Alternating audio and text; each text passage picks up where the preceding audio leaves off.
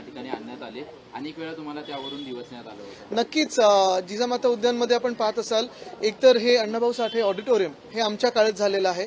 Penguin आणले, त्याच्यातून revenue महापालिकेचं किती वाढलंय ह्याची तुलना जे चित्त आलेत त्याच्याबरोबर करा आणि मग कोण कोणावर काय बोलतंय हे बघायला पाहिजे. महापालिकेचं तुम्ही बोलत आहात त्याच महापालिकेच्या 2000हून अधिक जास्तीचा एफडी जे आहे त्या तोडण्यात आलेल्या माहिती नाही. आपण एक पाहिलं असेल, मी हे नेहमी सांगत असतो की 1997 मध्ये आर्थिक तूट इथपासून सुरुवात करून साधारणपणे 2022 पर्यंत 92,000 कोटीचे सरप्लस फिक्स डिपॉझिट हे आपण निर्माण केले होते आणि ते सगळे फिक्स डिपॉझिट आपण प्रत्येक बजेटमध्ये प्रत्येक अर्थसंकल्पात दाखवायचं कुठच्या प्रोजेक्टला लिंक आहेत. मग कोस्टल रोड असेल, GMLR असेल, सिवेज ट्रीटमेंट प्लांट असतील, पेन्शन फंड असेल, हे सगळ्यात दाखवायचो. आत्ता जी परिस्थिती उद्भवलेली आहे मुंबईवर, आपण पाहतोय की गेल्या 2 वर्षात साधारणपणे 2 लाख कोटी एवढी आर्थिक तूट ही निर्माण झालेली आहे, कमिटेड लायबिलिटी निर्माण झालेली आहेत. मागच्या वर्षी देखील रस्त्याचा घोटाळा असेल, ह्या वर्षीचा असेल, सॅनिटरी पॅड वेंडिंग मशीनचा स्कॅम असेल, हे सगळे स्कॅम जर घेतले आपण तर हे पैसे कॉन्ट्रॅक्टर्सच्या खिशात गेलेत, पण अजूनही एक सुद्धा रस्ता पूर्ण झालेला दिसत नाही, एक सुद्धा काम पूर्ण झालेलं दिसत नाहीये. मुद्दा हाच राहतो की हे सगळं जे ओझं आहे ते मुंबईकरांच्या खांद्यावर येणार आहे.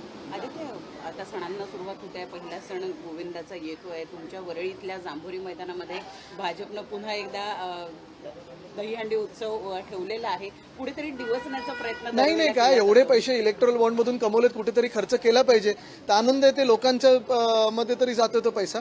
पण एकच आहे, आपण पाहिलं असेल गेल्या 2 वर्षात त्याच्या आधी जे आम्ही जांभोरी मैदान नीट करून घेतलेलं, मग स्प्रिंकलिंग मशीन असतील, रेन वॉटर हार्वेस्टिंग असेल, क्रिकेटचं पिच असेल, वयस्करांना बसायला सिनियर सिटीझन कट्टा असेल, ह्या सगळ्याला पूर्णपणे वाट लावण्याची हे कार्यक्रम भाजपने गेल्या 2 वर्षात घेतलेत. स्थानिकांना खूप याच्यात त्रास झालेला आहे. आता आम्ही काही बोलू इच्छित नाही, पण स्थानिकांना माहिती आहे हा पूर्ण त्रास जो होत आहे तो कोणामुळे होत आहे आणि तो आम्ही सरकारानंतर त्याचं नक्कीच दखल घेऊ. अफजलखानाचा देखावा जो आहे तो त्या ठिकाणी विशेष आकर्षण ठेवलेलं आहे. जांभोरी मैदानामध्ये दहीहंडीचं आयोजन करण्यात म्हणजे भाजपबद्दलच बोलतात, जे अफजलखानासारखे चालून येतात महाराष्ट्रावर त्यांच्याबद्दलच ते बोलत आहेत.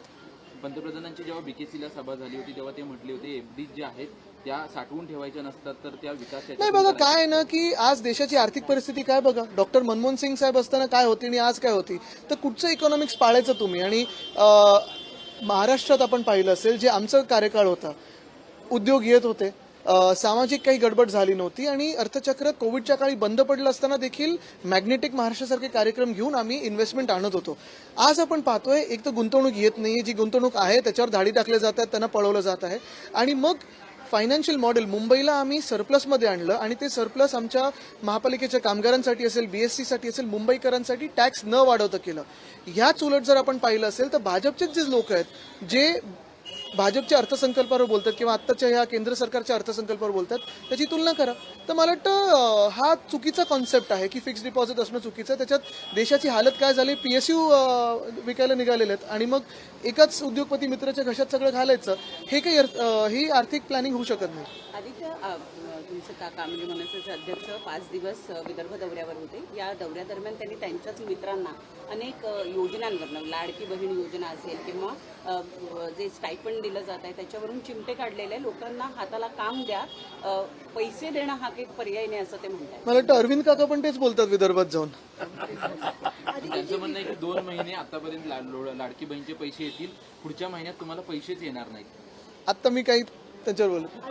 वरळी विधानसभेमध्ये ज्या पद्धतीत मनसे नेते संदीप देशपांडे हे निवडणूक लढवणार अशी चर्चा आहे, त्यांची तयारी देखील सुरू आहे. तिथेच अजितदादा गटातले आमदार अमोल मिटकरी यांचे देखील काही बॅनर्स लागलेले, ते देखील निवडणूक लढणार असल्याची चर्चा सध्या. नाही, महाराष्ट्रात 288 सीटवर असं होणार आहेत. तर अमेरिकेची निवडणूक, वरळीची निवडणूक आणि मग बाकीच्या 287 सीटची चर्चा वेगळी होईल.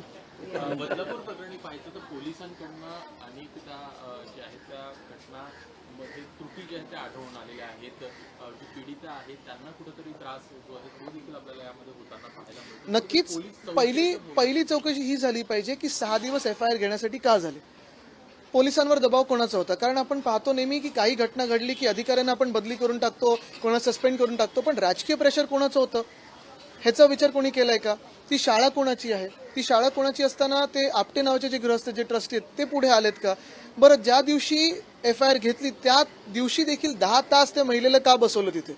मग ते प्रेग्नेंट होते ही वेगळी गोष्ट, पण 10 तास बसवणं ही देखील एक चुकीची गोष्ट आहे. आणि काल जेव्हा आम्ही आंदोलन करत होतो, आमचं आंदोलन राजकीय नव्हतं, आमचं आंदोलन विकृतीच्या विरुद्ध होतं आणि भाजप त्या विकृतीच्या बाजूनी त्यांचं आंदोलन होतं. हा फरक तुम्ही लक्षात घ्या. त्या दिवशी लाठीचार्ज झाला, तो लाठीचार्ज कोणी आदेश दिले अजून देखील पुढे आले नाही. हो, अनेक लाठीचार्ज पण हे मी सांगितलंच आहे, वारकऱ्यांवर लाठीचार्ज झाले त्या महाराष्ट्रामध्ये, जरांगे साहेबांवर लाठीचार्ज झालेला आहे, त्याचा आदेश कोणी दिला होता?